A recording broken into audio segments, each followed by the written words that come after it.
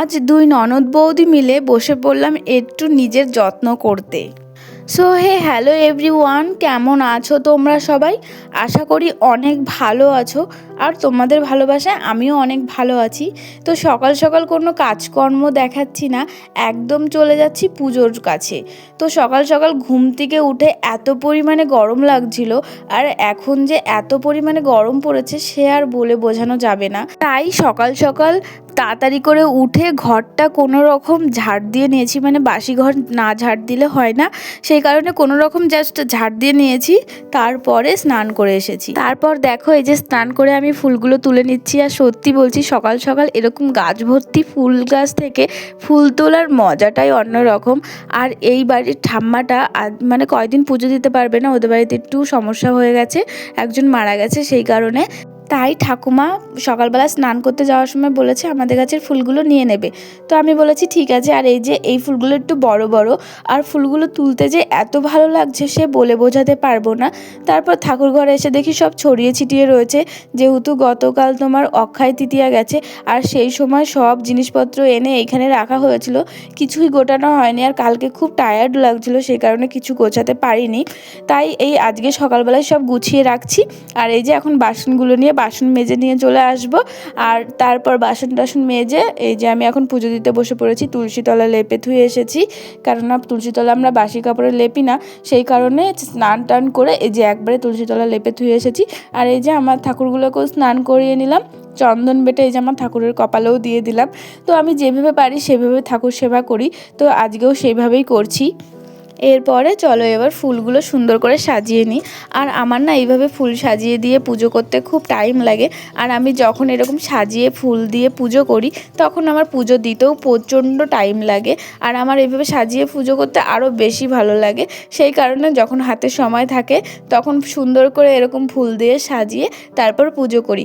আর এই যে আমার সিংহাসন কেমন লাগছে অবশ্যই বলো, আর আমার রাধাকৃষ্ণকেও কেমন লাগছে অবশ্যই বলো। তো দেখো আমার রাধাকৃষ্ণকে, তো এটা গিফটের জিনিস একটা কাকিমা দিয়েছিল, তো এটা একটা স্মৃতি আর খুবই সুন্দর, আর অ্যানিভার্সারির সময় গিফট দিয়েছে, তো সেই কারণে ওটা আমার কাছে খুব স্পেশাল আর খুবই ভালো লাগে। তারপর সব কাজকর্ম সেরে পুজো টুজো দিয়ে দোকানে গিয়ে একটু বসেছিলাম।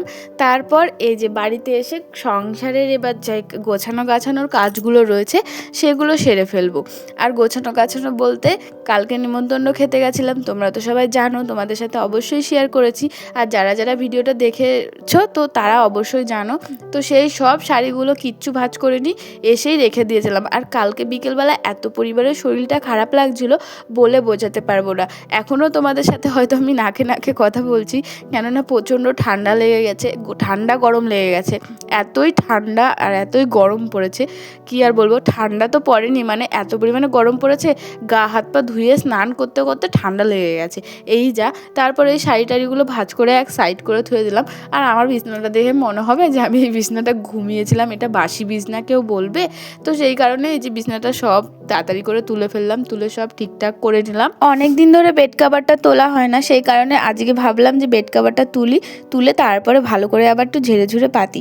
তারপরে এই যে বিছনার মধ্যে একটু পাউডার দিয়ে দিলাম, কারণ পাউডার দিলে না বিছনার মধ্যে যে একটা দুর্গন্ধ থাকে ওটা কেটে যায়, অতটা অসুবিধা হয় না। আর যেহেতু এই কদিন আমি মানে একটু গা হাত পায়ে জল টল দিয়েছি, তো বিছনায় পড়েছে, মানে এত পরিমাণে গরম লাগছিল, মানে গায়ে হালকা করে জল দিতে গিয়ে না কালকে রাতে অনেকটা জল পড়ে গেছিলো, সেই কারণে জলে পড়েছে। এখন সকালবেলা দেখি একটু হালকা হালকা কীরকম স্মেল আসছে, বাজে স্মেল। তো সেই কারণে আমি একটু পাউডার ছিটিয়ে দিলাম, তাহলে গন্ধটা কেটে যাবে। আর এমনি তো বিছনায় পাউডার ছিটিয়ে দিলে না বিছনাটা দেখতেও সুন্দর লাগে, গন্ধও কেটে যায়, তো তাই আর কি। তো তারপর দেখো এই যে বিছনাটা ভালোভাবে গুছিয়ে নিলাম। আর বেড কাভারটা একটু উল্টো করে পেতেছি, সোজাই ছিল উল্টো করে পেতেছি, আর আমি ওইভাবে উল্টিয়ে সোজা করে পাততে খুব পছন্দ করি। যাই হোক, বিছনা গোটানো হয়ে গেছে।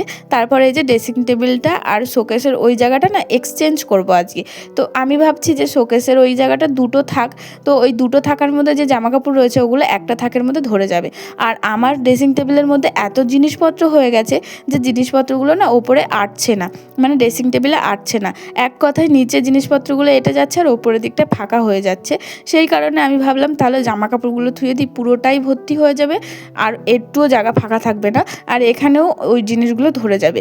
সেই কারণে সব জিনিসপত্রগুলো আমি ড্রেসিং টেবিলের মধ্যে ঢুকিয়ে দিচ্ছি, মানে জামা কাপড়গুলো। আর জিনিসপত্রগুলো যেগুলো যেগুলো ছিল আমার সাজার জিনিস, তারপরে তোমার আমার গয়নাগাটি, টুকটাক যা আছে সেগুলো ভাবছি এই আলনার মধ্যে ঢুকিয়ে রাখবো, মানে শোকেসের মধ্যে ঢুকিয়ে রাখবো। তাই আর কি এই যে দেখো, আর ওখানে না এই কটা জিনিস ধরছিল না, আর সায়া ব্লাউজটা আমি একটু আলাদা করে রাখলাম যেন হাত বাড়ালে খুঁজে পাই, সেই কারণে এগুলো এই সাইডটায় রাখলাম। ওখানে রাখলে হয়তো সব এলোমেলো হয়ে যেত, সেই কারণে আর কি। তারপর এই যে জিনিসপত্র সব একে একে এখানে সব গুছিয়ে রেখে দিলাম। ওই বাক্সটার মধ্যে আমার যত ওষুধ রয়েছে সেগুলো রেখে দিলাম, অনেক মলম ওষুধ রয়েছে সেগুলো ভালো করে গুছিয়ে রেখে দিলাম। আর এটা হচ্ছে আমার ফোনের বাক্স, যেই ফোনটা দিয়ে এখন তোমাদেরকে ভিডিও করে দেখাচ্ছি সেই ফোনের বাক্স, সেটাও আমি সুন্দর করে রেখে দিলাম। আর ওই ব্যাগটার মধ্যে রয়েছে আরও বেকার বেকার জিনিসগুলো, যেগুলো আমার একদম কাজে লাগে না, সেই জিনিসগুলো এই ব্যাগটার মধ্যে রয়েছে। আর ওইগুলো আমি ভালো করে এখন গুটিয়ে ধুয়ে দেবো। ওই যে ব্যাগটাও ড্রেসিং টেবিলের পেছনে ধুয়ে আসলাম, আর ওই জায়গাটা পুরো ফাঁকা, মানে ওই জায়গাটা একদমই ফাঁকা, আর ওটা অফ সাইড, কারো চোখে পড়বে না, মানে একদম খুঁটে নিতে না দেখলে কারো চোখে পড়বে না, সেই আর কি। তারপর ঘরে কিছু জিনিসপত্র ছিল সেগুলো ভালো করে একটা প্যাকেটে ভরে ওগুলো ফেলে দিয়ে আসলাম। আর এই যে ঘরটা সুন্দর করে ঝাড় দিয়ে নিলাম, বললাম না ঝাঁটাটা নেই, সেই কারণে এই ঝাঁটা দিয়ে ঝাড় দিতে হচ্ছে। আর সবথেকে বড় ব্যাপার, বারান্দাটা না আমাদের ঢালাইয়ের, সেই কারণে না ওই ঝাঁটাগুলো দিয়ে ঝাড় দিলে পরিষ্কার হয় না, এই ঝাঁটাগুলো দিয়ে ঝাড় দিলে খুব ভালো পরিষ্কার হয়। তাই আর কি ওই ঘরটাও আমি এই ঝাঁটা দিয়ে ঝাড় দিয়ে একবারে চলে আসি। আর কত রোদ উঠেছে তোমরা দেখেই বুঝতে পারছো, এত পরিমাণে গরম পড়েছে সে বলে বোঝানো যাবে না, খুবই সাংঘাতিক গরম পড়েছে। আর এই যে দেখো, তোমাদের সাথে গল্প করতে করতে কিন্তু আমার ঘরটা ঝাড় দেওয়া হয়ে গেছে, পুরো কমপ্লিট হয়ে গেছে। এরপরে চলে যাব ঠাকুর ঘরটা একটু গোছাতে। আর ওই ঘরটা না আমি গোছাতে ভুলে গেছিলাম, ঝাড়টা দেওয়ার পরে মনে পড়েছে যে এই ঘরটাও একটু এলোমেলো হয়ে রয়েছে অনেক দিন ধরে, এই ঘরটা গোছানো দরকার। তারপরে এই যে ঠাকুর ঘরে চলে এসেছি, ঠাম্মার শাড়ি রয়েছে, বাবার জামা গেঞ্জি রয়েছে, সেগুলো ভাবছি গুছিয়ে রেখে দেবো, কারণ এগুলো সব এলোমেলো হয়ে রয়েছে। আর আমার এই ঠাকুর ঘরের বিছানাটা টান টান না থাকলে না একটুও ভালো লাগে না, আমরা কেউ শুই বা না শুই তাও যেন আমার মনে হয় এটা গুছিয়ে গাছিয়ে রাখলে আমার ভালো লাগে। আর এটা গুছিয়ে গাছিয়ে রাখা উচিত, যতই বা সুখ বা না সুখ, একটা লোক আসলে আমাদের ঠাকুর ঘর দেখতে আসে, দেখে যে ঠাকুর ঘরটা কোথায় আর ঠাকুর ঘরটা কেমনভাবে রয়েছে। তো সেই কারণে আমি সবসময় চেষ্টা করি ঠাকুর ঘরটা ভালো করে গুছিয়ে গাছিয়ে রাখার, কারণ ঘর দূর গুছিয়ে গাছিয়ে রাখলে নিজের মনের মধ্যেও যেন একটা আলাদা শান্তি লাগে, যতক্ষণ না গোছাবো ততক্ষণ যেন একটুও কিছু ভালো লাগে না। তো সেই কারণে এই যে আমি গুছিয়ে নিচ্ছি। আর অন্য কারোর বাড়িতে গিয়েও যদি দেখি এরকম এলোমেলো হয়ে রয়েছে, মনে হয় কি একটু গুছিয়ে দিই। তো সেই এখন জানি না কেন এই রোগটা হয়ে গেছে আমার, আর আমার ক্ষেত্রে মনে হয় আমার একটা ভালো রোগ হয়েছে, ভালো রোগও মানুষের মধ্যে হয়, আমাকে না দেখলে আমি বুঝতে পারতাম না। তারপরে ওই ঘরটা ঝাড় দিয়ে এসে দেখি ঠাম্মা এখানে জামা কাপড়গুলো নিয়ে বসেছে। আমি ভাঁজ করতে যাচ্ছিলাম, ঠাম্মা বলে এই কাপড়টা তুই ভাঁজ করতে পারবি না, এই কাপড়টা আমাকে দে। তা আমি বলছি ঠিক আছে নাও। এখন দেখি ঠাম্মা মার দেওয়া শাড়ি তো এটা মেলেছিল, তো এটা শক্ত হয়ে গেছে, সেই কারণে টেনে টেনে টেনে টেনে নরম করছে, করে তারপরে ওটা মেললো। তারপরে এই যে বিকেলবেলা আমরা একটু সাজগোজ করতে বসে পড়েছি, মানে নিজের স্কিন কেয়ার করতে বসে পড়েছি দুই ননদ বৌদি মিলে। তো দেখো এখানে আমরা একটু বরফের জলে একটু মুখ চুবিয়ে বসেছিলাম, তো সেই ম্যাসাজটাই করছিলাম, ম্যাসাজ না কি বলে জানি না আমি। তো এটা করতে গিয়ে সত্যি বলছি এত আরাম লাগছে বলে বোঝাতে পারবো না, মুখটা যেন একদম ঠান্ডা হয়ে গেছে।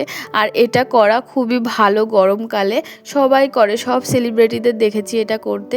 তো এটা করলে স্কিনটাও ভালো থাকে, স্কিনের মধ্যে যে ফুটোগুলো থাকে না ওগুলো ঠিক হয়ে যায়। তারপর নাকের সাইডে যে নোংরাগুলো থাকে সেগুলো চাপ দিলে উঠে যায় বরফ দিয়ে, এরকম করলে আর কি। তো দুজনা মিলে এই করে তারপরে এই যে আমার ওগুলো করা হয়ে গেছে। আমি না নামটা বলতে পারছি না, মনে নেই, তোমাদের কারো জানা থাকলে অবশ্যই বলো। তো স্কিনটা দেখেছো কতটা সফট হয়ে গেছে। তারপরে এখানে একটা ফেস মাস্ক তৈরি করে নিয়েছিলাম, তো সেটা এখন দেব। আর এটা দেওয়ার আগে দুটো বেবি চলে এসেছিলো, ওই যে তোমরা দেখতেই পাচ্ছ আয়নার মধ্যে। তো ওরা এসে আমাকে ডাকছে মল্লিকা কাকি বলে। তো আমি বললাম হ্যাঁ বল, আয় ঘরে আয়। তারপরে ওরা ঘরে আসলো, এসে তারপরে দেখছে, আমি বলছি দিবি নাকি, বলছে না আমি দিই না। বলছে তুমি এগুলো কিসের জন্য দিচ্ছ, মুখ পরিষ্কার হয়ে যাবে সেই কারণে। আমি বলছি না রে, মুখটা ভালো থাকবে, স্কিনটা ভালো থাকবে, গোটা টোটা হবে না। তারপরে ওরা বারবার এসে ঘুরে ফিরে দেখছে, তারপর অনেক কিছু মানে বলছে। আর এই যে আমি এখন ফ্যান চালিয়ে বসে পড়েছি, আমার দেওয়া হয়ে গেছে। আর এই যে সাথীরও দেওয়া হয়ে গেছে, ও এখন ফ্যান চালিয়ে বসে পড়বে। আর এই যে মানে ফ্যানটা চালানো আছে, ও এখন খাটে উঠে বসে পড়বে। এরপর শোকানোর অপেক্ষা করব দুজনা মিলে। দাঁড়াও তোমাদের চলো আর একবার দেখিয়ে দিই আমাদের কেমন লাগছে। তো পুরো ভূতের মতন লাগছে, তোমরা দেখতেই পাচ্ছ। আর ভাবছি যে এইটা করে কি হবে, তারপরে ভাবি যে না একটু করেই দেখি, যদি স্কিনটা একটু ভালো থাকে, এই আর কি। সারাদিন তো কাজকর্মতে সময় বেরিয়ে যায়, আর এই জিনিসটা কিছুক্ষণের জন্য করতেও ভালোও লাগে, আর নিজেকে সময় দিতেও আর কি ভালো লাগে। তারপর দেখো এই যে শুয়ে আমরা ওয়েট করছিলাম, অনেকটাই শুকিয়ে গেছে। তারপর এই যে পুরোটাই শুকিয়ে গেছে, এখন এটা এটা রিমুভ করে নেব। তো কেমন লাগছে অবশ্যই বলো। আর শুকিয়ে যাওয়ার পর মুখটা যে আমার এত পরিমাণে টানছে, আমি না কথা বলতে পারছি না হাসতে পারছি, মানে বিচ্ছিরি লাগছে। আর ওর মুখটাও পুরো ফেটে ফেটে গেছে ডাইনোসরের গায়ের মতন। তো ও বলছে কি আমি খুব হেসে ফেলেছিলাম সেই কারণে, মানে ও ফোন দেখছিল তো তাই। তো দেখো এই যে কি পরিমাণে যে টানছে মুখটা, তোমরা দেখলে বুঝতে পারবে।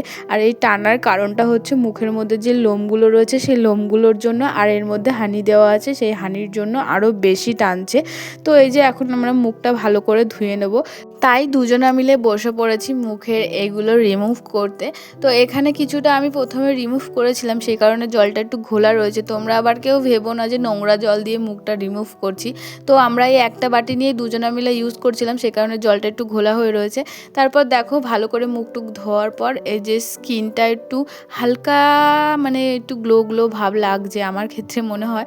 তো দুজনা মিলে এই যে এখন রিমুভ করে ফেলেছি। আর ভিডিওটা কেমন লাগলো অবশ্যই বলো, ভালো লাগলে অবশ্যই একটা লাইক কমেন্ট শেয়ার সাবস্ক্রাইব করে দিও। তো আবার চলে আসবো কালকে একটা নতুন ভিডিও নিয়ে। আজকে এই পর্যন্তই থাকলো, টাটা।